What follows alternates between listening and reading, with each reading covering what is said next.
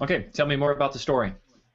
Okay, great. So a good segue. Let's move to step three, which is you need to finding your story is a part of your power zone. This is what we talked about last time as well. But um, your story is what people connect to. So just to say that I'm a personal trainer isn't enough because there's a lot of personal trainers. Tell me anything.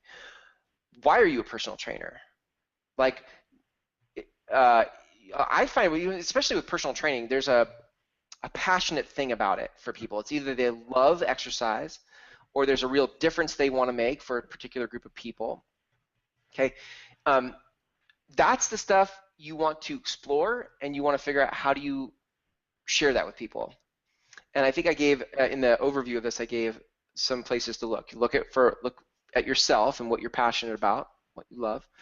Look to your target market, figure out what they need.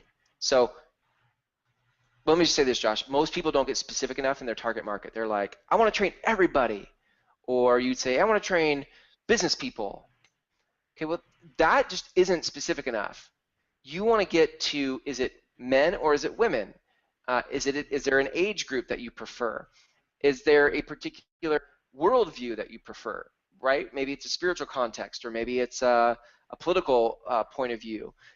There, the more specific you get about who you're creating this service for, uh, the more viral it will go in those circles. So if you want to be able to create uh, a business that has lots of referrals and word of mouth, then you get really specific in who you're targeting and do a great job for them. And ultimately, they're going to have the interest that you choose is going to be something that you're passionate about. hmm and Chris, if I can, so more specific you can identify your niche, then the more perceived value and the more true value, which is what they're Yes. willing to pay. Try to make your niche outside of um, the physicalities. Get into demographics. So, um, or interests, okay, outside of bodybuilding. So let me use one that's a little bit removed from the more passionate you get. Gosh darn it, there's so many ideas in my head right now, or thoughts in my head. So there's a thought process called tribes, which Seth Godin, one of my favorite authors, talks about. And in tribes, basically what he's saying is post-industrial age, people are segmenting themselves into smaller and smaller groups that have very common interests, and they're passionate about those interests. So one of those segments of society is wine. People that love wine. And I don't mean the ones that go buy the box wine.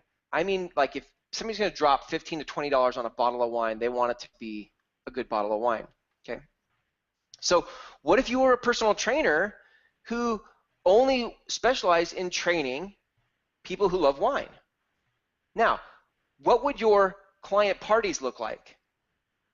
You'd have wine. And what would your weekly emails be about? You could be like, hey gang, here's a push-up tip, but by the way, I tried this cab last night and it was fantastic. That's the kind of content that gets shared. That's the kind of content that people want to engage with. People don't want to engage with your push-up. They'd be like, hey, that was a great push-up, I did it, who cares? What people want to talk about are those topics in life they're really passionate about. So here's another example of a topic or a segment of society that's passionate. Hunting and fishing, right? Those people, if they're really into it, they're into it, right? And what my point is, let's.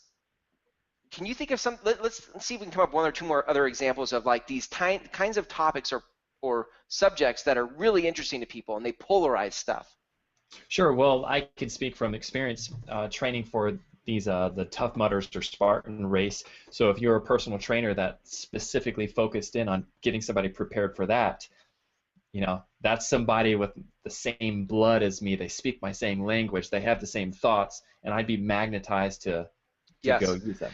And what else? Like, what other things, Josh, do you do outside of working out? What other things do you? What other interests do you have? Photography. Photography. Great. Okay, great. Love it. Photography. So let's use that one because if you're into photography, dude, I mean, people like talking about their ISOs and their shutter speeds and their all that kind of stuff and get all geeky about what that looks like. And that is a self-expression for people. So again, it doesn't work if you don't have the same vernacular, you don't have the same interest because you're not going to be able to speak their language. Right. And so, Chris, I can already tell having that fear of, wow, if I narrow it down to this tiny, tiny niche, I'm going to be missing out on all of this Yep. business. This is the paradox of business, man. I mean, this is exactly what people wrestle with. They try to throw such a wide net they try to be all things to all people, and they attract no one because nobody cares. What you say to everyone is so generic that it doesn't land. People don't care. So to say, hey, I'm your personal trainer for all your fitness needs.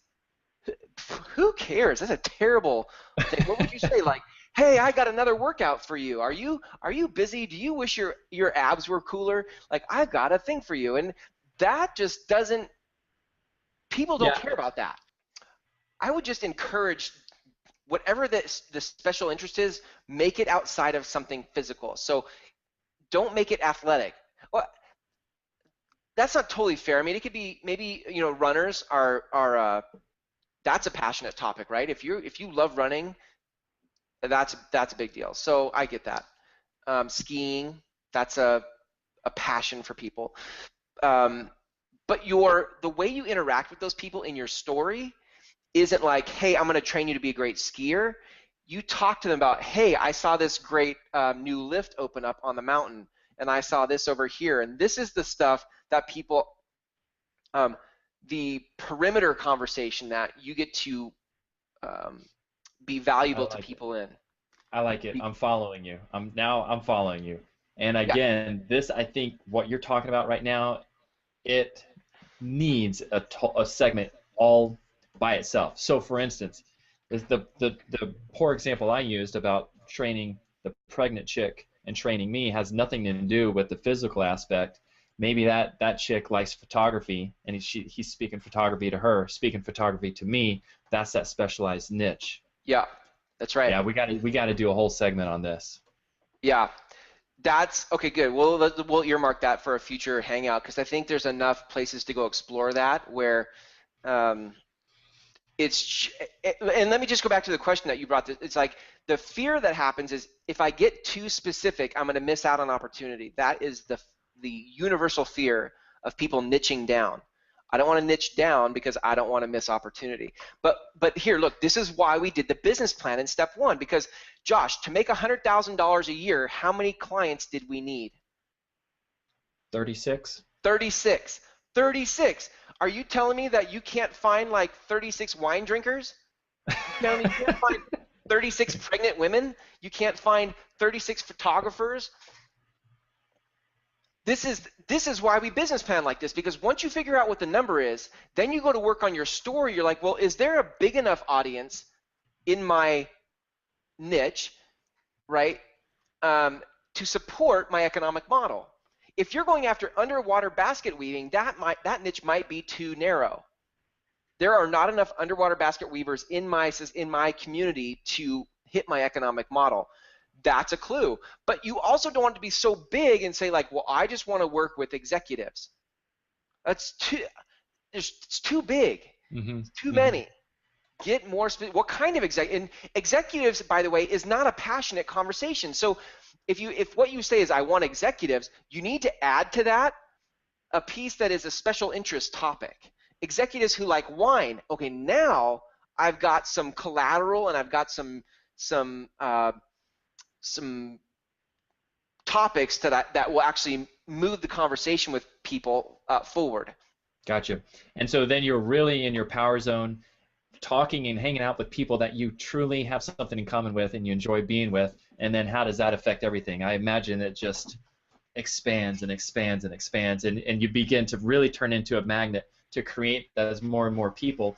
And tell me what that happens in a tribe. Once a tribe is identified, what does that tribe begin to do? Right. They attract more and more. Yep. They talk to each other. The thing about a tribe is especially when it's around a topic that they're interested in, they talk. And you can, if you create environments for them to hang out with that topic. So I do a wine tasting event for I love that, by the way. I love the paradox of that. Like I'm gonna I'm going to target people who love wine, and we're going to drink wine together, and then we're going to go work out, and we're going to be super fit and super lean, but we're going to enjoy the finer things of life. I love that. That's amazing, because I think people beat themselves up in life when they're trying to get fit, thinking they can't spoil themselves or they can't have some of the finer things in life. What a cool, sexy niche to take on if you're a personal trainer watching this. I think you should do that, and I'll help you. Yeah, and so we don't know if the beer niche would work. The beer is still up in the air, right? Look, dude, I know people that are shredded that would drink a beer every now and then. I just think it's, yeah. So. Okay, cool. So you hammer the story, identify, create your story, find your niche, find your tribe, and that evolved to a whole nother segment that we have to do. That's powerful. Now, step number 4. You're feeling good. You're ready to make the leap. But before you make the leap, talk to us about outreach